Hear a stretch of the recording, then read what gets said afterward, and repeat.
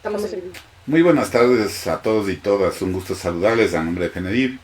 Bueno, como habíamos quedado la semana pasada, era de seguir conversando sobre la nueva ley de atención a personas con discapacidad. Para nosotros es un gusto que nos acompañen Paul y Roberto Changoliza, quien es el intérprete de lengua de señas.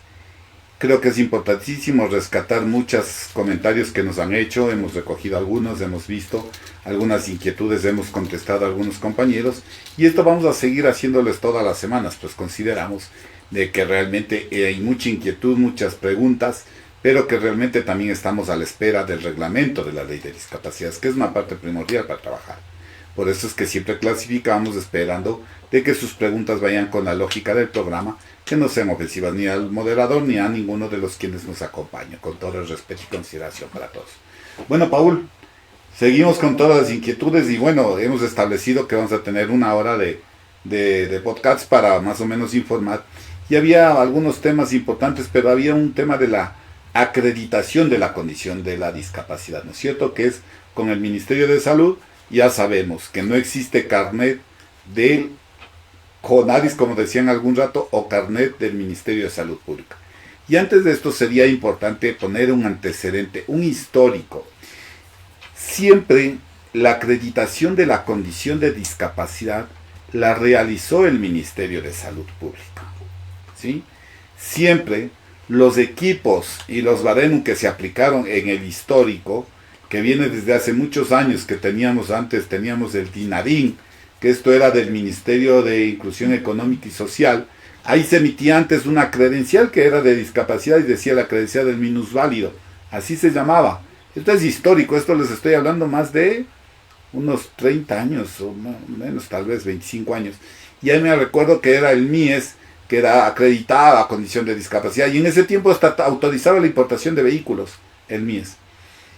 Al ir cambiando, al ir reformando la ley, se fue estableciendo un convenio internacional que fue con España, principalmente, y en el que se trabajó el Baremum español. Se llama Baremum español, que es el que acreditaba la condición de discapacidad y se le implementó aquí en el Ecuador, cuando recién se creaba el CONADIS. Entonces se creó justamente esta alianza y de ahí nace con el Ministerio de Salud Pública la coordinación para aplicar el Baremum, capacitar a los profesionales de la salud en las diferentes áreas, crear los equipos calificadores, y esos equipos calificadores eran los que estaban en el Ministerio de Salud, y se crearon equipos calificadores que dieron una fuerza principalmente en ciertas ciudades grandes del país, que era, por ejemplo, en Cuenca, había en Manabí, en Pichincha y en Guayas.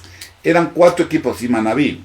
Eran 5 equipos en total que acreditaban no la condición de discapacidad, sino que lo que hacían eran 2 fases. La primera era que había equipos calificadores, pero que estaban bajo la capacitación directa del Ministerio de Salud y registrados en el Ministerio de Salud y se capacitaron con los sistemas del Baremum español. Cuando se acreditó el Ministerio de Salud, también se crearon equipos itinerantes, porque se creaban campañas en las provincias y los municipios, con el apoyo del municipio y el apoyo del Ministerio de Salud, se capacitaron a médicos con los municipios y también se crearon brigadas con los municipios y acreditaban la condición de discapacidad. Lo que pasaba es que ahí te entregaban el certificado único de acreditación de la discapacidad y se iba al CONADIS, y ahí lo que se hacía es entregarle, de acuerdo al documento que tenías del hospital X o del municipio, lo que te daban en cada provincia era el carnet que decía CONADIS. Así funcionaba en ese tiempo, y los municipios también hacían. Entonces iban al CONADIS y canjeaban el documento ese, y los equipos que habían en los CONADIS en ese tiempo, lo que hacían también era calificar, acreditar la condición de discapacidad y emitían de una vez el carnet. Ese fue una parte del proceso. Después, directamente cuando se cambia a consejos nacionales para la igualdad, todo eso, se hace una transición, y esto ya hablo más de 14 años, aproximadamente 14, 15 años, se hace una transición y los miembros de los equipos técnicos que habían en el CONADIS calificadores vuelven al Ministerio de Salud Pública, ¿sí? Vuelven a trabajar en el Ministerio de Salud Pública y se pasa todas las partidas. Y entonces el CONADIS dejó de acreditar la condición, acreditar la condición en ciertas provincias, porque se emitían los carnets del CONADIS y también se acreditaba de los que era de los hospitales. Pasando ese histórico, ¿qué podemos decir? Después ya pasando a salud, ahí ya se crea la credencial del Ministerio de Salud Pública, ¿ok? Ahí sí hay los equipos calificadores y el CONADIS ya no tenía nada que ver en ese momento en la calificación de la atención a personas con discapacidad. Estoy hablando aproximadamente hace 14 años. Entonces, la responsabilidad de la acreditación de condiciones de discapacidad siempre la tuvo el Ministerio de Salud Pública. Y ahora también tiene la acreditación de condiciones de discapacidad. Lo que cambia ahora es que ya no se emite la credencial o el documento contentivo que era el carnet, sino que ahora es directamente la cédula de identidad. Y ahí, Paul, ¿cómo está el procedimiento de acuerdo a la nueva ley de discapacidades? Ya, ¿cómo están? Buenas tardes con todos. Un gusto estar nuevamente aquí compartiendo con ustedes. Actualmente, en la Ley Orgánica de Personas con Discapacidad, el proceso se mantiene en el Ministerio de Salud Pública.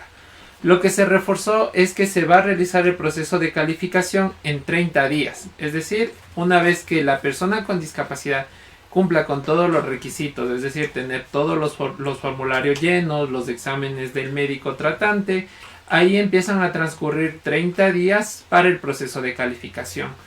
La norma le establece que puede extenderse por 15 días más de este proceso de calificación, siempre que exista una debida motivación por parte de los médicos calificadores que están conociendo sobre el proceso de calificación de esta persona.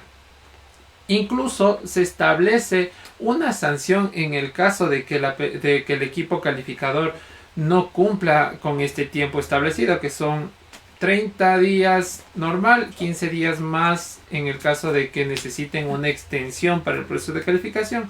Básicamente estamos hablando de 45 días, un proceso de calificación, pero tomando esto en cuenta, de que deben tener todos los requisitos, es decir, los formularios llenos por el médico tratante y los exámenes médicos que le envió a hacer el médico tratante. Por el momento esos son los requisitos para hacer el proceso de calificación. Ya, pero hay algo importante. A ver, si hablamos de 30 días, quiere decir que los exámenes médicos deben ser dados en el contexto por el Ministerio de Salud, o el IES o el Ministerio de Salud, y no sé si lo privado también interviene ahí, dependiendo el tipo de discapacidad, porque habría que revisar. No todos los hospitales tienen especialistas.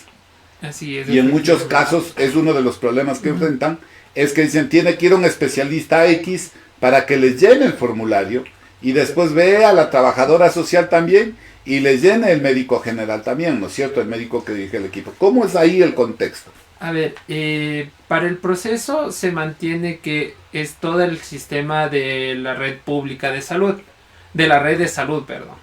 Entonces, cuando hablamos de la red de salud, entran hospitales públicos, hospitales privados, todos estos entran dentro de la red de salud, menos consultorios privados. Menos consultorios. Menos consultorios. O sea que el hospital X, por ser hospital, sí tendría...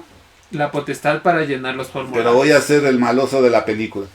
En los hospitales existen consultorios de los médicos, ¿o no?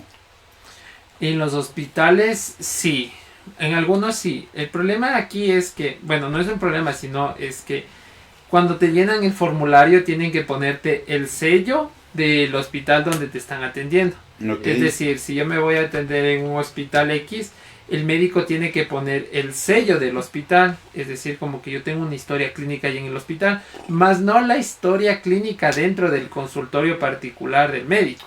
Okay. Entonces, eso es lo que le da el aval para que pueda hacer el proceso de calificación ante el Ministerio de Salud Pública. Eso significaría que la historia clínica que tuvieras tú en X médico particular que me atiende en tal hospital me va a servir para que garantice la idoneidad, porque además debe tener el registro médico, creo que lo tienen un código los médicos también, que llenando los formularios que decide el Ministerio de Salud, con eso yo ya puedo acercarme, podría decirse, al donde me toca calificarme, al hospital que me han designado, o por medio del 171? Porque ese es un procedimiento, ¿no es cierto? Una vez que ya se tiene los formularios llenos, todos los requisitos, debe llamar al 171 en la opción 4 y coger una cita, sea para calificación de discapacidad o recalificación de discapacidad. Ahí le dan una cita a un centro calificador de discapacidad cercano al domicilio de la persona. O si decide la persona ampliar la búsqueda, puede realizarlo. Si yo vivo al sur, puedo hacer la búsqueda hacia el norte, hacia el centro, en donde haya disponibilidad de citas médicas para el tema de procesos de calificación. Recordemos que no todos los centros de salud son centros calificadores de discapacidad. Solo ciertos centros tienen los especialistas, que es el médico calificador, la trabajadora social y se me pasa uno, y el psicólogo. Entonces, estos tres... O sea, estos son los que hacen el componente, pero yo preguntaría ahí, Paul, ¿cómo hace la persona para ver los requisitos que tiene que llevar para la calificación? Ya, los requisitos se encuentran cargados en la página web del Ministerio de Salud Pública. Está el formulario y una tabla donde está por cada médico cuáles son los exámenes que necesitan. Okay.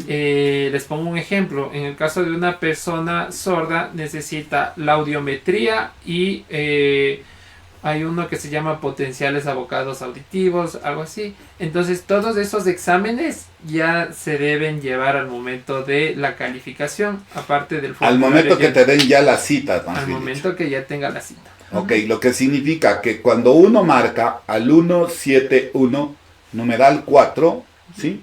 Ahí le va a salir y uno dice, deseo calificarme o recalificarme.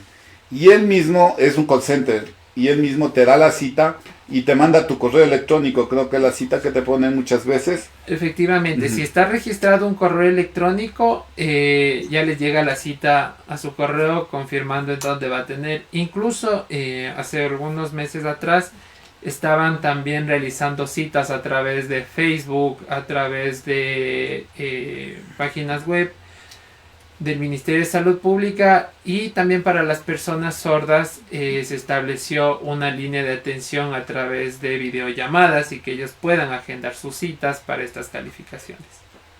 Ok, definitivamente ese sería el procedimiento. Te acercas ya después de que te da la designación, te acercas ahí y ahí va el médico, el psicólogo y los informes de los diferentes, donde el equipo calificador, ¿qué analiza ahí en el contexto? Allí el equipo calificador ya no te envía a hacer exámenes. Ya no. El médico calificador, equipo calificador, analiza los exámenes que tú llevaste. Revisa el formulario, revisa los exámenes y lo pasa a través de la tabla de baremos, donde está como qué porcentaje le corresponde, exactamente, donde se combinan los valores y le emiten un porcentaje de discapacidad. No es que, digamos, yo tengo una pérdida auditiva del 50% y eso me sale en mi audiometría, ese 50% va a ser mi calificación. No, eso no es así. Eso pasa que ingresa al médico, él da una valoración, un porcentaje, pasa a vuelta donde la trabajadora social te asigna otro porcentaje y la trabajadora social te asigna otro porcentaje. Entonces, estos tres porcentajes se hace la valoración en la tabla de baremos y te dan tu calificación de discapacidad final. Ahora, los tres contextos, el psicológico, trabajo social y el médico, tiene cada uno su potencial calificador. Exacto. O sea, por decir, voy a decir, no es lo real, pero voy a hacer un simulado. Como quien diría, el médico vale 50 puntos. Trabajo social 20 y el psicológico 10. Dependiendo la condición de discapacidad también. Porque en cambio, si es para una atención psicosocial, me imagino que ahí el potencial tiene el del psicólogo, ahí tiene el trabajo social y ahí tiene el médico. O sea, sería bajo la condición y los parámetros de la condición de discapacidad. Luego de eso, ya pasa el proceso de la acreditación. Tiene la cita, le pueden volver a pedir nuevos exámenes. Seguramente, o cuando hay duda o no. En el caso, actualmente en la norma se colocó los procesos de auditoría. Ya. En el caso de que exista error, negligencia o dolo por parte del equipo calificador. Es decir, en el Ministerio de Salud Pública revisan los procesos de calificación al azar y resulta de que en un proceso de calificación falta documentación de que confirme ese porcentaje de discapacidad. Entonces, claro, ellos tienen la potestad de revisar ese procedimiento administrativo que se realizó y llamarle a la persona y decirle, mire, necesitamos justificar y necesitamos que usted nos traiga la siguiente información. Me invento, un examen que le faltaba por ahí. Un examen complementario. Exacto. Entonces, presenta, respetando el debido proceso, la persona presenta esa documentación, revisan y si efectivamente cumple con el porcentaje, se mantiene. Si no, se le puede bajar o se puede anular ese proceso de calificación porque no tiene el sustento técnico, ni legal, ni médico para poderlo haber otorgado ese proceso de calificación. O sea, ahí significaría que de acuerdo a las últimas citas, para que me emitan, ya deberían emitirme inmediatamente, en este caso, la acreditación, o tiene el plazo de 45 días para volver a analizar. No, ese plazo es solo para el proceso de calificación. Ya. El proceso de calificación, una vez que terminan los 30 días, si es que le pongo un ejemplo, yo ya llevo todos mis exámenes, cogí la cita para hoy y resulta que hoy día solo me va a ver el médico calificador y dentro de 5 días posteriores de eso me va a ver la trabajadora social y después el psicólogo. Un psicólogo, ¿ya? Entonces ahí digamos que se van a cumplir los 20 días. Durante ese lapso yo todavía puedo esperar a que se cumplan los 30 y me emitan el certificado de discapacidad, porque si te entregan un certificado donde consta tu tipo, porcentaje y nivel los de nombres, discapacidad, el número de cédula y todo. Y el diagnóstico, en base a qué te han calificado. Una vez que tengas esa información es porque ya está registrado dentro del sistema del Ministerio de Salud Pública. Y como existe esta interconexión con el registro civil, tú ya te puedes acercar a solicitar tu cédula como persona con discapacidad, en la cual ya te va a aparecer tu tipo y porcentaje. Con eso se termina el proceso de calificación, pero puede existir a posterior, digamos, en unos 2-3 años, que empiecen procesos de revisión de los expedientes administrativos, es decir, de los procesos de calificación. Revisan los procesos y resulta de que falta documentación.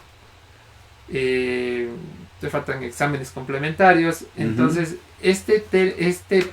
no existe un plazo establecido para que puedan revisar estos procesos, porque el Ministerio de Salud Pública en cualquier momento puede revisar la documentación y empezar los procesos de auditoría interna y determinar que la calificación fue otorgada por error, negligencia o dolo, es decir, falta documentación, que no es culpa de la persona con discapacidad o de la persona que realizó el proceso de calificación, sino del equipo calificador que no verificó la documentación cuando hizo el tema de la calificación.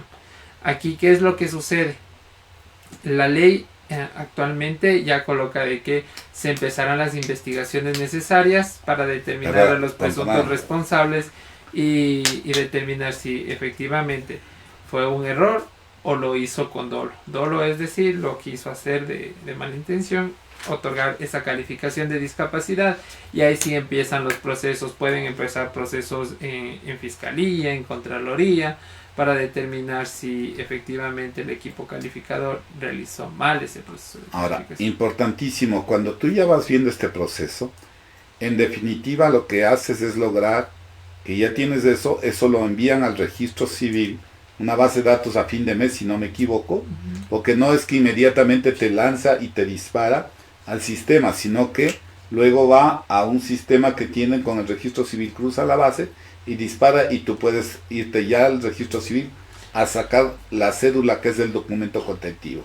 Actualmente de lo que conocía se estaba haciendo el consumo instantáneo, porque digamos las calificaciones son a diario y a diario van saliendo personas con discapacidad calificadas y van a retirar su cédula de ciudadanía, porque es el documento habilitante que les permite acceder a todos los derechos que establece la ley. Entonces de lo que yo tenía conocimiento era de que apenas está calificado ya se puede realizar el proceso de retiro de la cédula. Yo tengo casos y he escuchado casos porque han venido donde nosotros decimos, ¿cómo averiguamos y a veces pedimos al Ministerio de Salud información, porque la Federación a veces apoya. En esos casos hemos pedido información, nos dicen no tienen que esperar, a veces nos han dicho 15 días porque estamos mandando el nuevo blog de las personas que se han acreditado para que después de 15 días les puedan dar la cédula de identidad.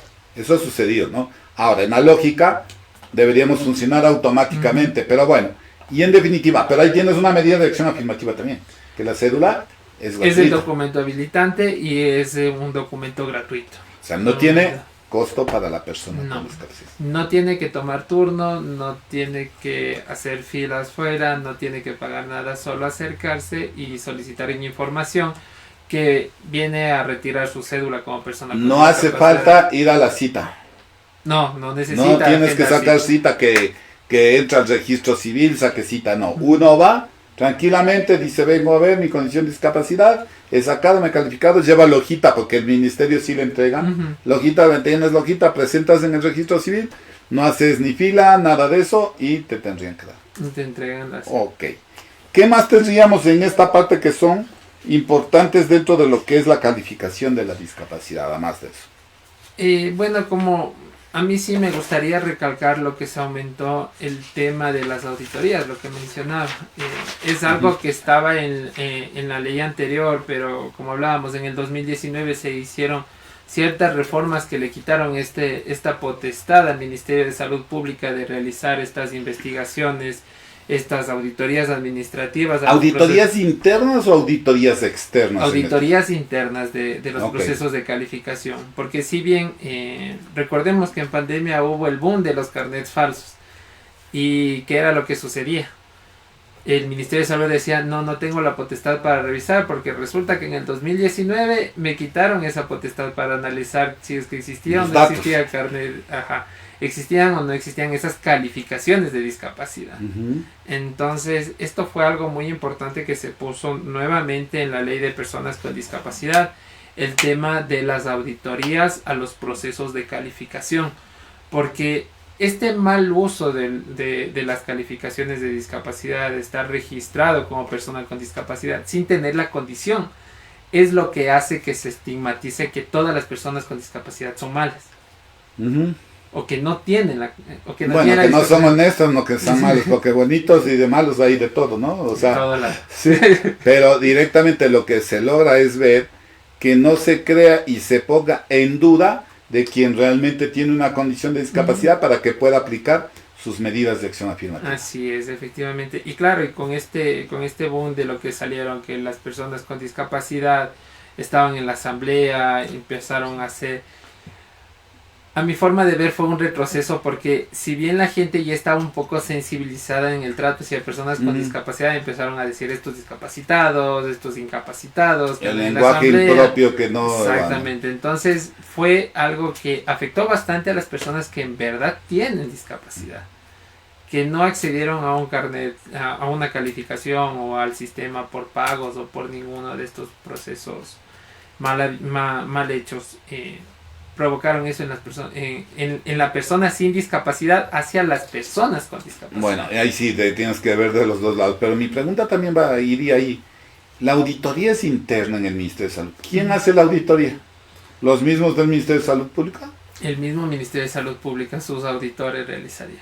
¿Por qué es una auditoría interna y no se podría tener una auditoría externa? Porque es como decir que nosotros mismos damos y nosotros mismos nos juzgamos. Nos auditamos. Nos auditamos. Y eso es importante rescatar, que las auditorías deberían tener la presencia, por ejemplo, de peritos experimentados en el tema, como también participación de la sociedad civil cuando existen denuncias de este tipo, para que por favor se fije la neutralidad y la transparencia de la acreditación de la condición de discapacidad. Porque si determinamos en cierto modo, es importante que se revise si el trabajo hecho por los compañeros mismos dentro de la institución está de trabajo correcto, y principalmente. Todas las auditorías sí son importantes, por supuesto.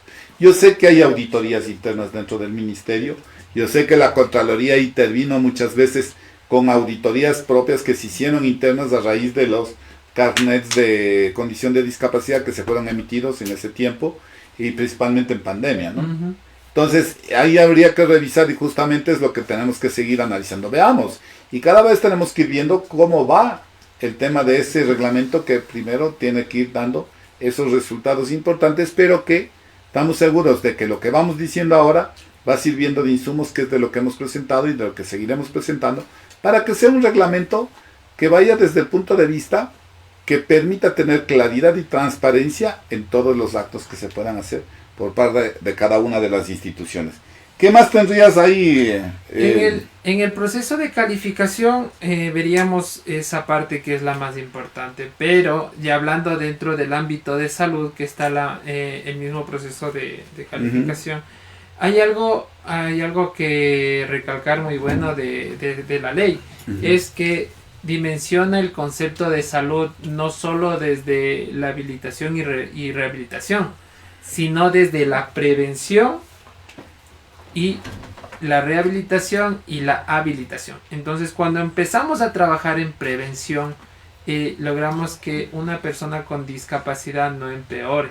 No empezamos a actuar al momento que ya tiene la discapacidad, sino desde antes, en prevenir de que no se pueda empeorar esa discapacidad o la persona no llegue a tener una condición de discapacidad. También hay que recalcar que la ley nos establece derechos de salud sexual y reproductiva para las personas con discapacidad, a que el Ministerio de Salud Pública emita lineamientos claros en lenguaje accesible para todas las personas, incluso para las personas con discapacidad visual, se implementen el braille en todos los medicamentos, en todos los temas de medicamentos debe contar con el sistema braille que pueda identificarse qué es el medicamento que está teniendo la persona con discapacidad, cómo debe tomarlo. Toda esa información se ha logrado con esta ley orgánica de personas con discapacidad. Pero hay algo importante, bueno, vamos viendo desde ese punto de vista que la medicación debe tener la accesibilidad a la información, igual que el lenguaje positivo, hablemos de la lengua de señas, en cierto modo, para formatos que podrían implementarse en los hospitales, cuando hay las pantallas para atención, por ejemplo, que se informe lo de los turnos a las personas con discapacidad auditiva, mucho más ahora que ya vamos viendo que el COSODI de la Federación Nacional de Ciegos del Ecuador con el trabajo en las federaciones va funcionando y vamos viendo que hay mucha gente que está siendo atendida en el hospital porque ya tienen un servicio que les puede ir ayudando en el caso de una necesidad urgente, una emergencia, y eso va fortaleciendo y esperamos próximamente ya hacer el anuncio oficial de este tema. Pero hay otro tema que también es una medida de acción afirmativa, ¿no es cierto? Que son directamente lo que es las ayudas técnicas. El Estado debe garantizar la entrega de ayudas técnicas, pero también hay otro factor que es importante, que son las materias primas para ayudas técnicas, ¿no es cierto?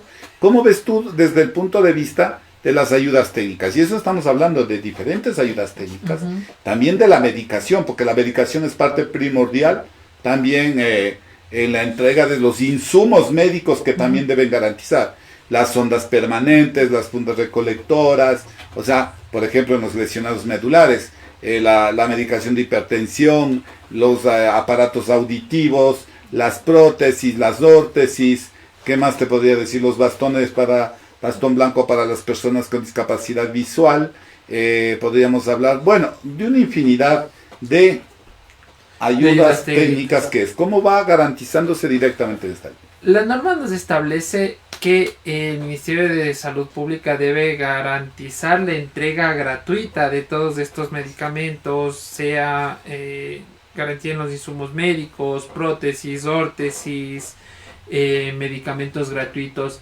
Lo que hay que ver aquí es el momento en que se evalúa esta entrega de las ayudas técnicas. Recordemos que en la ley anterior se establecía que el Consejo Nacional para la Igualdad de Discapacidades participaba o promovía las ayudas técnicas. En la actual ley ya no está así. Entonces es como que esa parte sí no se debió haber quitado de la ley.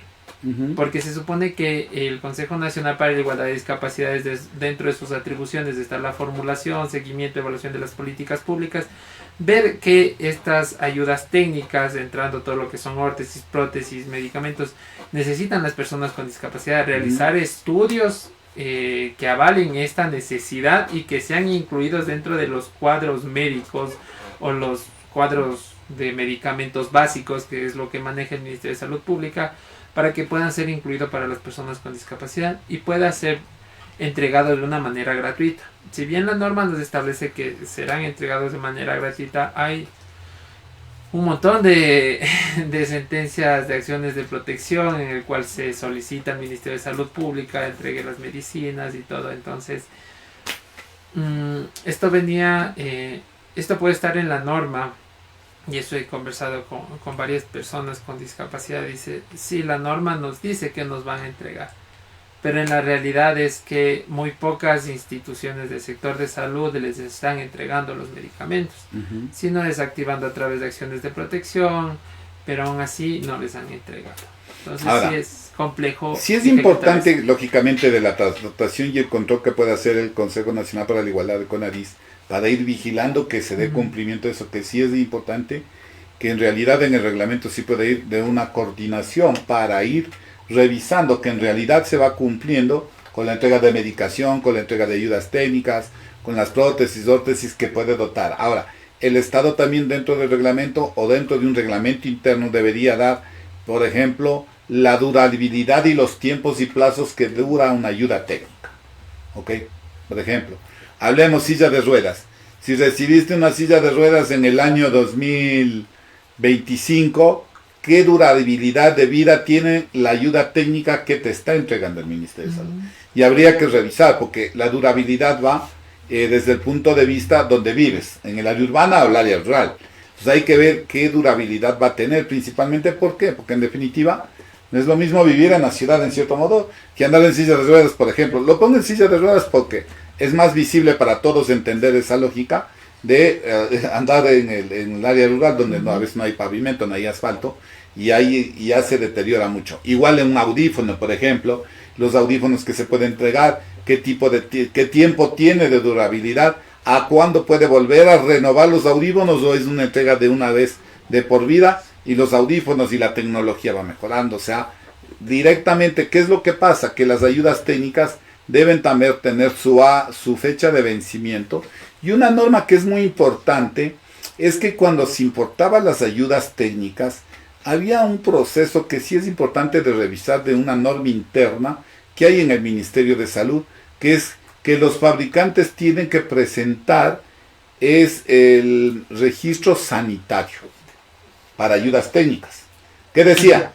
La silla de ruedas no es un insumo, no es una ayuda técnica que necesite de registro sanitario, porque está fabricado por medio de una empresa de infraestructura que hace metal, maneja metal. Entonces, eso hay que revisar, porque eso eso impide en cierto modo de conseguir una buena competencia al comprar sillas de ruedas, y el procedimiento de sacar un registro sanitario para poder importar una silla de ruedas es bien caótico. Entonces, hay que revisar qué realmente necesita un registro sanitario y qué no necesita un registro sanitario para poder realizar una importación, ¿no es cierto? Entonces ahí sí es importante.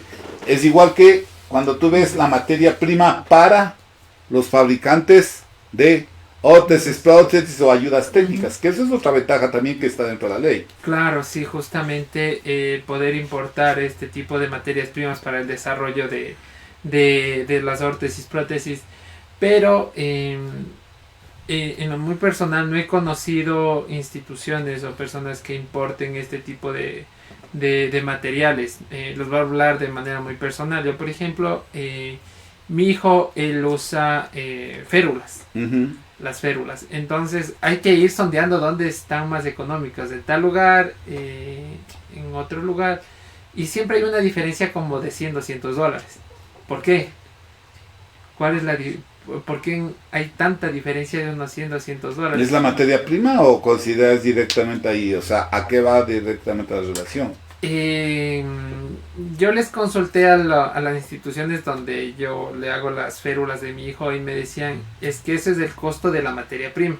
Entonces puede ser una falta de sociabilización de las políticas en cuanto a que existe este proceso en que tú puedes importar estas materias primas y te va a salir más económico.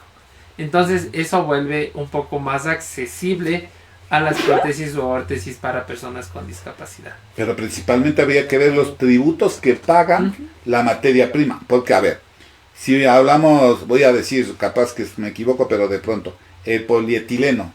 Polietileno que es como plástico, que no sé si es el mismo que a veces se usa en las férulas de unas prótesis, importa mucha gente para otras cosas. Pero directamente, cuando ya vemos que hay organizaciones que tengan servicio social, que apoyen, impulsen programas de ayudas técnicas, puedan tener esta facilidad de poder importar este tipo de materia prima. ¿Por qué razón? Porque en cierto modo el mismo Estado fabrica, por decirles, órtesis y prótesis. ¿Qué quiere decir ahí?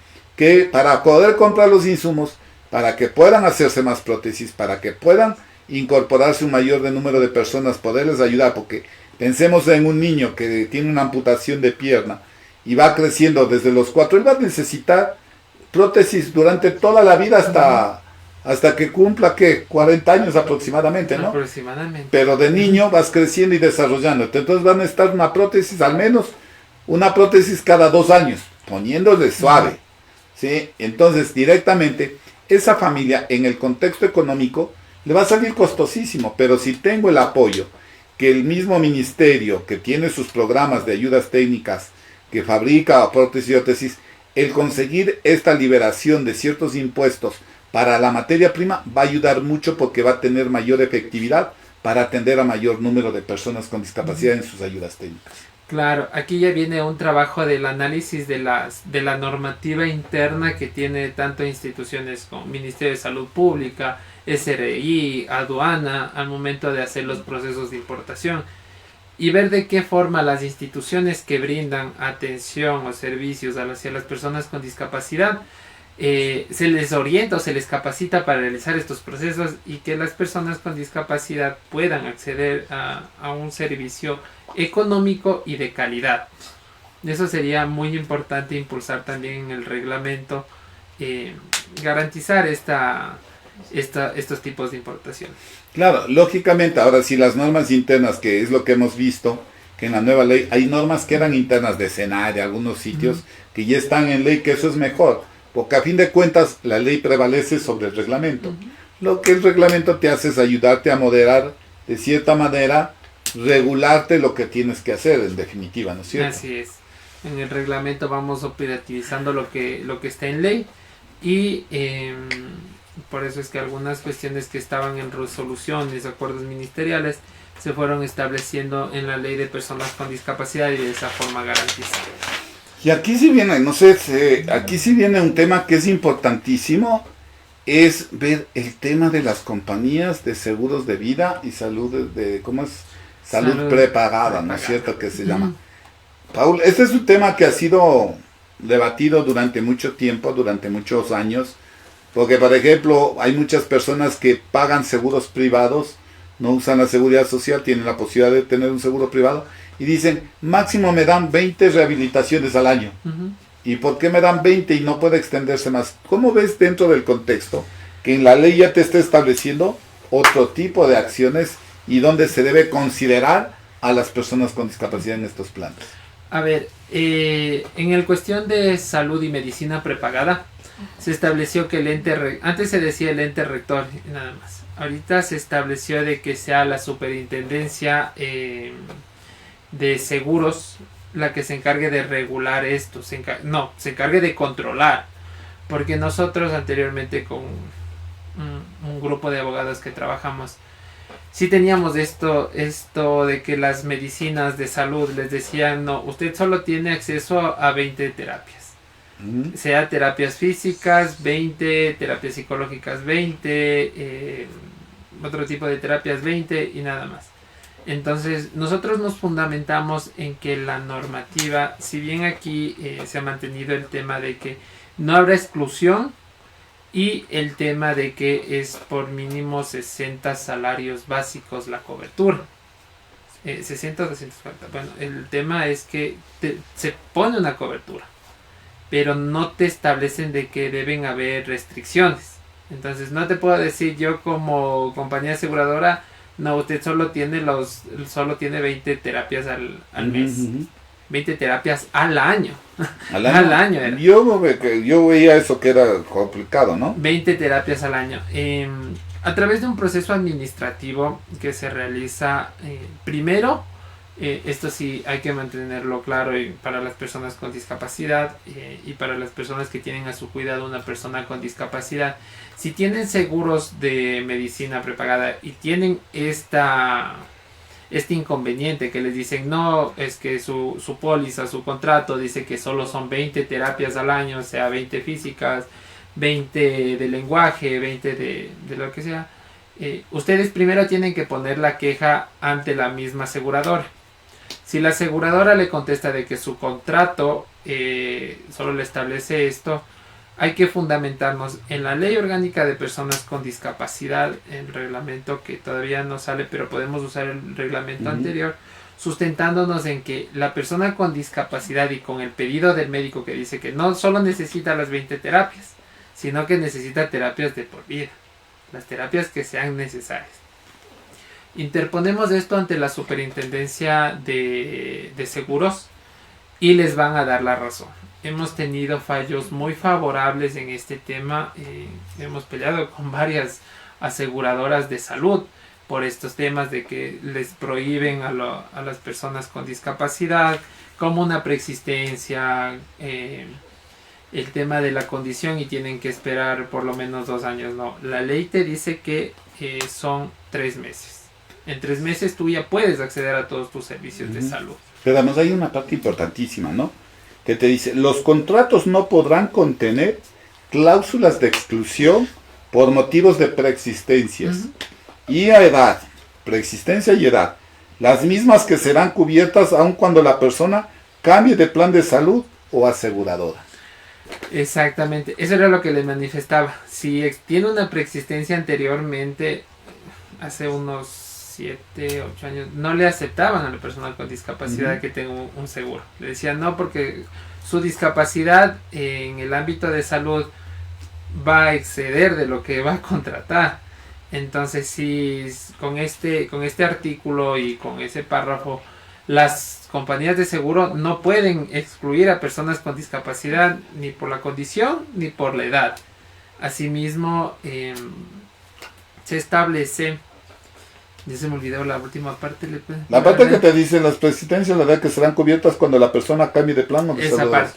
Entonces, si yo ya cumplí los 3 meses de carencia que se llama dentro de una compañía A, cumplí los 3 meses y decido pasarme a una compañía B. Entonces, la compañía B me va a decir, no, es que usted tiene que esperar los 3 meses de carencia para poder cumplir.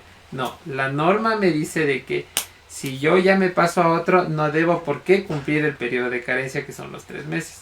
Ellos ya, al día 1 que yo contraté, en base a ese artículo ya tienen que brindarle el servicio de salud. Además te dice algo importante que hay que rescatar, ¿no? Dice que se prohíbe que las compañías de seguro de medicina prepagada se nieguen a celebrar contratos, prestar servicios proporcionales con menor calidad o incrementar los valores regulados por motivo de discapacidad. O sea, ¿qué quiere decir? No por tener una condición de discapacidad me pueden negar un seguro de salud. No por eso me van a dar uno de medio pelo que no me cubra igual que puede cubrir a Paul, que Javier Torres, o directamente me van a hacer más barato y me quitan servicios. No, deben garantizarme que la compañía de seguros me dé la misma cobertura que tuviera una persona sin condición de discapacidad.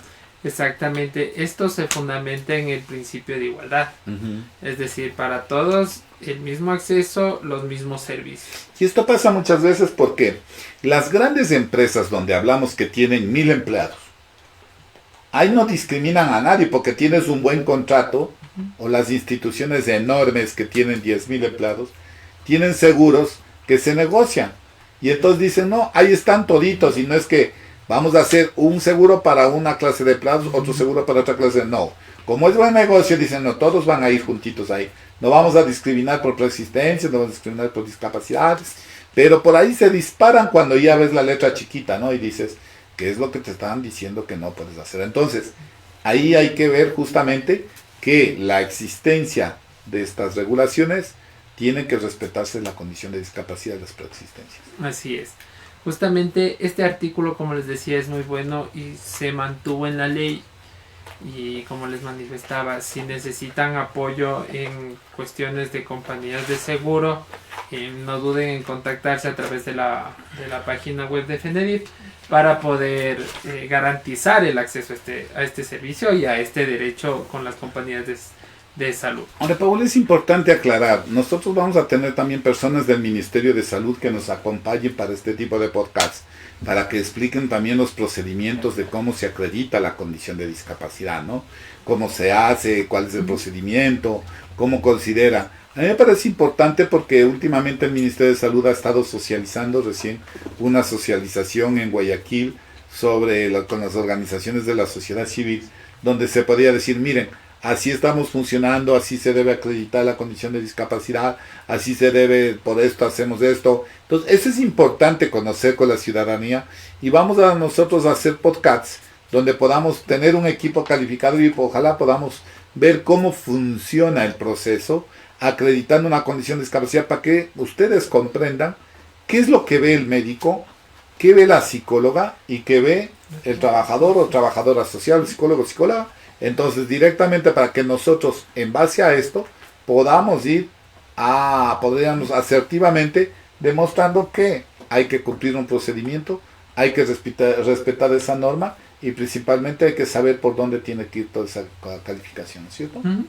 Eso es algo importante, socializar estos procesos cómo es el proceso de calificación en sí. Porque justamente la mayoría de personas dicen, van a un centro de salud y piensan que ahí ya les van a calificar la discapacidad, pero no, a veces no les brindan la información necesaria, no les indican cuál es el proceso de calificación. A veces piensan que ya empezando con el médico general, ellos ya están empezando a realizar el proceso de calificación. Y por eso es que muchas personas dicen, no, el proceso es súper largo para hacerse el proceso, la calificación de discapacidad, porque llegar al médico especialista se demora. Pero no es el proceso de calificación lo que está haciendo. Recién está haciendo la atención médica para poder llenar los formularios y empezar el proceso de calificación. Ahí sí empezar el proceso de calificación. Bueno, además que los formularios quedan grabados en el sistema para que justamente tenga el respaldo técnico y tenga el respaldo de la auditoría. O sea, que eso no se puede cambiar a menos que te recalifiques, vayas viendo la condición y después vayas viendo el seguimiento con toda la secuencia de exámenes. Hay algo muy importante, Paul, que sí nos ha pasado, que hay muchas veces que, por ejemplo, los menores de edad que han tenido, por ejemplo, que tienen TEA, nos ha pasado muchas veces, que el padre le ha calificado al hijo con discapacidad y el hijo va creciendo y desarrollando. Y cuando tiene los 18 años y quiere sacar licencia, por ejemplo, ahí le enfrentan un problema. Dicen, no, porque tiene esta discapacidad y le niegan la licencia, por decirlo, ¿no?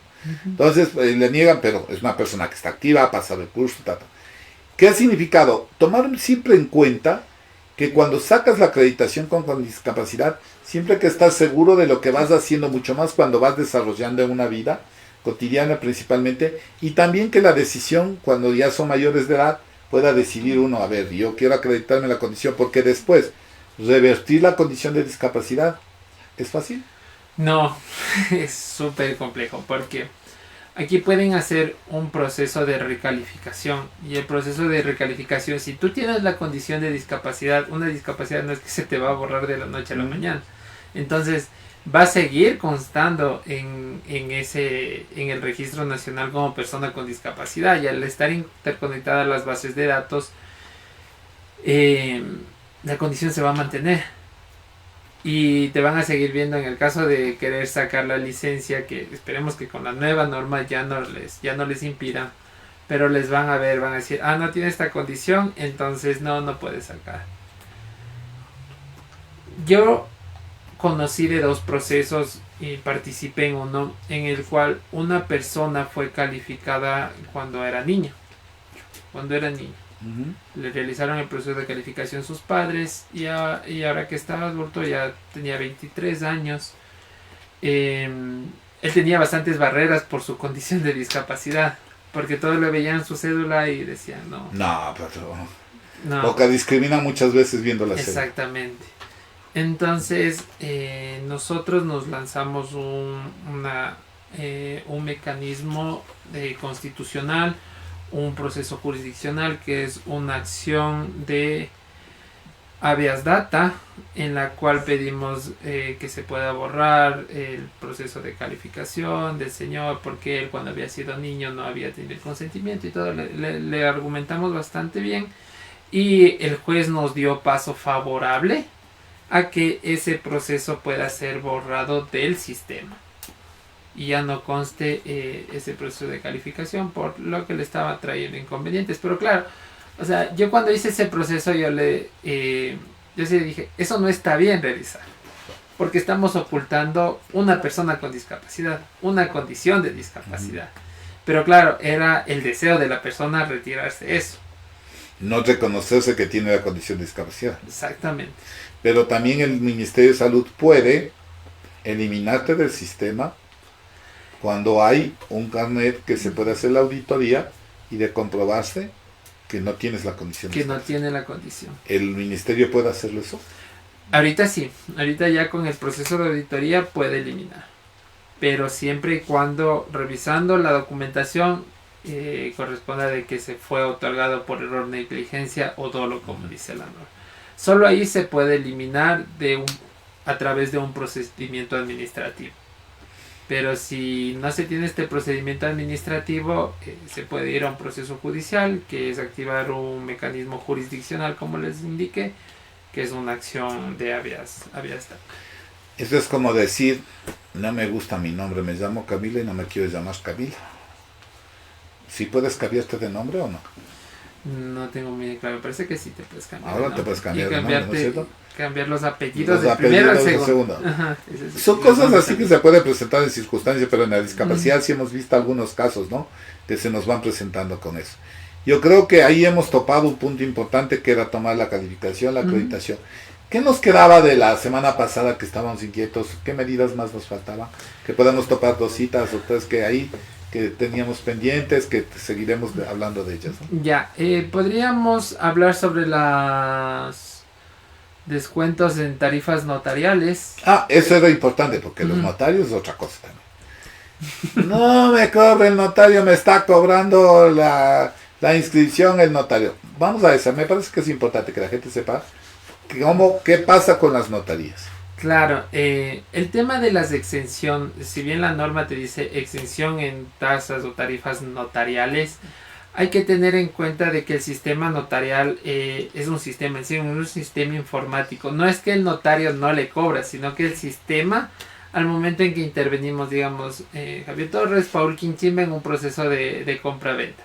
Entonces, como intervenimos 2 personas, el descuento le aplican a usted.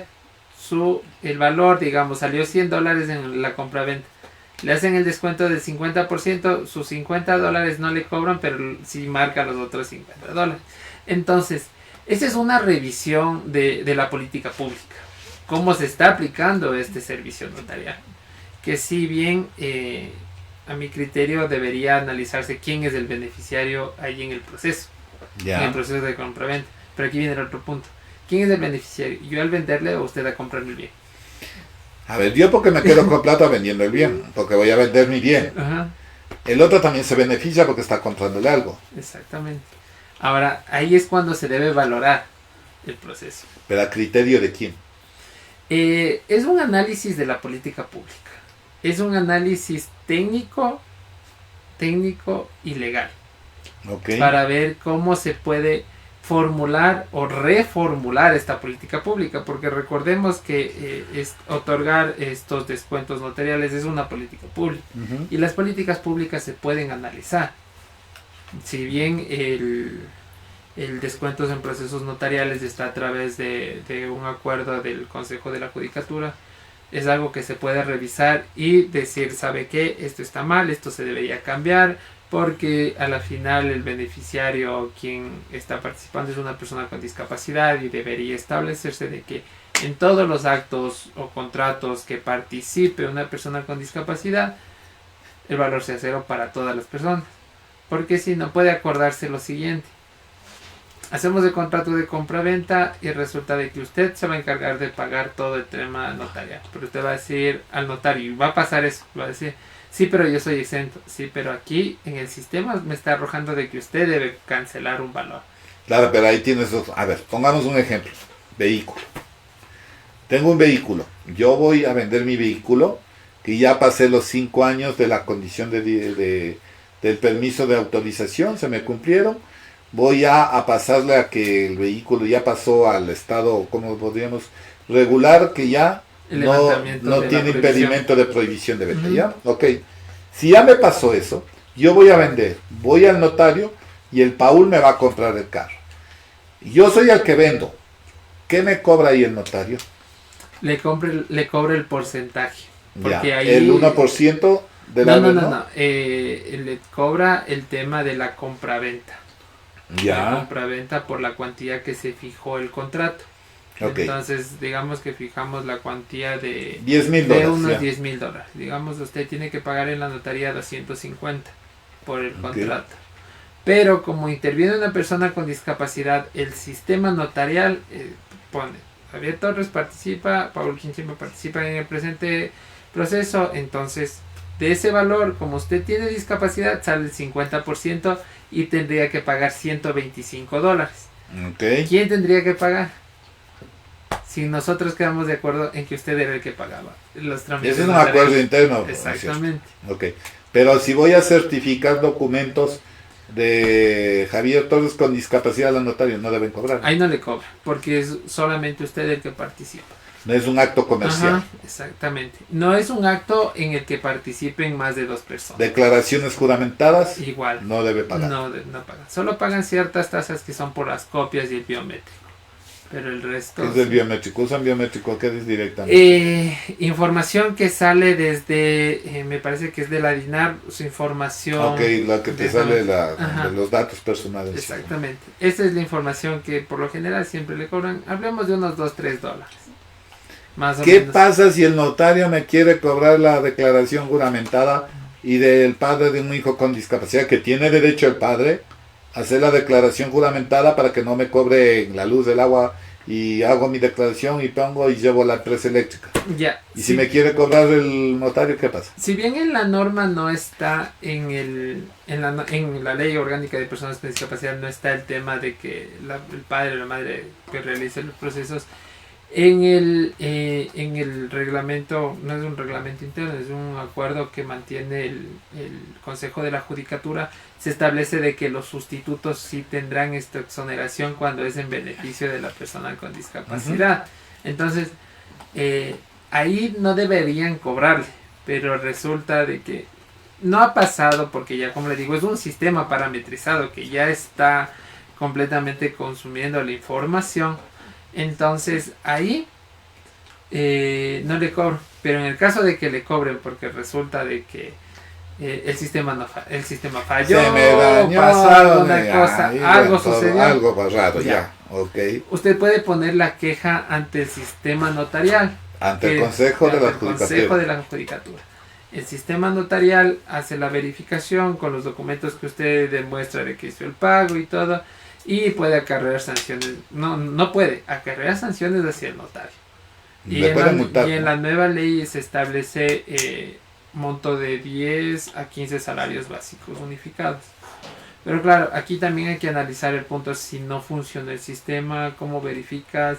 Ya depende de la perspicacia del notario al momento de realizar.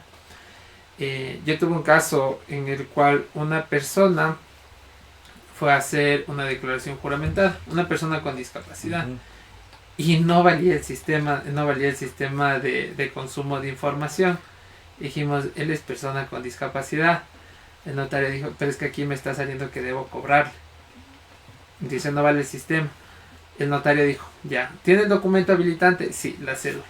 Cogió, sacó copias del documento y le adjuntó al proceso. Y con eso dijo que él justificaba ante el Consejo de la Judicatura el no pago de ese valor, porque recordemos que lo que le cobra el notario es un porcentaje para el Consejo de la Judicatura y otro porcentaje para el notario. Entonces con eso el notario dijo, con eso yo justifico el no cobro de este valor y presento ante el Consejo de la Judicatura. Ya depende de la perspicacia del notario, cómo ellos brindan un buen servicio hacia Pero las deberían personas. respetarse dentro de la norma que la persona con discapacidad no tiene que pagar eso. Exacto. Los acuerdos comerciales son diferentes a los acuerdos mutuos. Decía algo, Camila, antes de cerrar. Sí, tienes una pregunta. En una compra-venta de un carro de una persona con discapacidad, al momento de hacerlo, el traspaso a una persona que no tiene discapacidad, a esa persona le cobran. Es justo lo que habías dicho, el acuerdo mutuo, o sea, directamente, o sea, le puedes cobrar la mitad, pero directamente hay que pagar. Por ejemplo, se paga la NT, se paga el 1 por 1000. No, en la ¿Cómo NT es? a ver, al momento de una transferencia de dominio se paga el 1% en el SRI. En el SRI. En el SRI se paga el 1%. Eso sí se paga, del eso valor. no te libra nada. Eso no tienes de exoneración. Eso no te exonera. Entonces, aquí lo que pasa es que, como les manifiesto, el sistema notarial es un sistema informático en el cual se colocan el número de intervinientes, es decir, interviene una persona con discapacidad, una persona sin discapacidad, y ese valor se divide para dos. Entonces, el valor de la persona con discapacidad no se paga, pero el otro valor sí deben pagar. Es el sistema. Entonces, ahí es una valoración de esta política pública por parte de los entes encargados y proponer mejoras, hacer cambios, ya una formulación nuevamente de la política. Y también tenemos una pregunta que ya la habíamos dicho la anterior semana, pero podemos volverla a contestar. Muy buenas tardes. Al ser tutora de una persona con discapacidad, en caso del pago de los predios, ¿tenemos derecho a un descuento? Sí, porque tiene que declarar. Sí, efectivamente la norma nos establece de que la persona que tenga bajo su cuidado o responsabilidad a una persona con discapacidad tendrá exoneración en el pago de impuestos prediales. Eso tiene que solicitarlo directamente en el municipio que le corresponda, y si es que no está teniendo atención por parte de eso, nosotros podemos brindarle el apoyo. Pero hay algo importante, tiene que hacer la declaración juramentada con el notario.